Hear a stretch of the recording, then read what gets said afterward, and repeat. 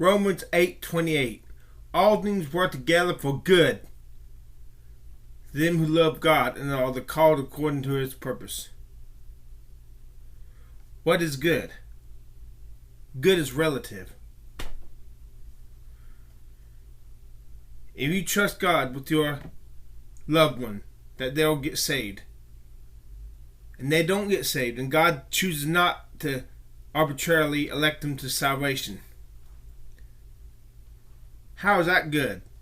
Well, it's good because, the person who is not saved is unjust, and the judge lets the person who commits the crime go free. He's a bad judge.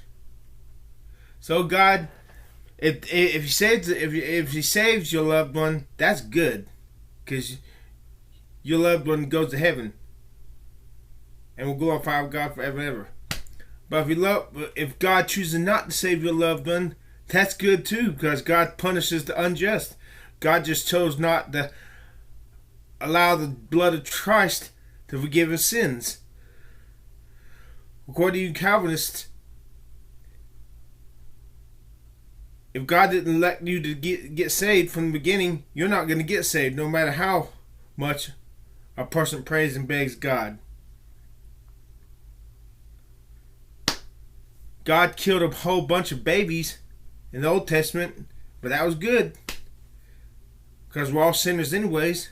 We all deserve to die. Like Johnny on the Twilight Zone, whatever God does, that's good. That's good. He sends a person to burn in hell forever, ever. When he could have just as easily, by wiggling his nose, chosen to save that person. But God's good. And don't you dare question him, or God will be good and punish you. Because God is holy. Anyone who questions that is doing wrong, because they're assaulting the character of God.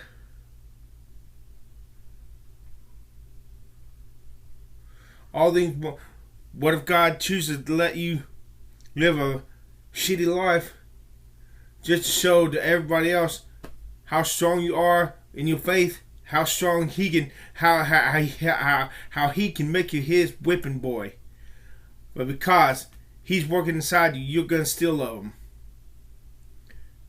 Or God can give you a sweet life, and that's good to you. God is truly good. But to me, if he was goodly good, he'd save everybody. All things work together for good to those who love God. But good is relative. Good is good to God, but not necessarily good to us. Just because it's bad to us does not mean that it's not good to God.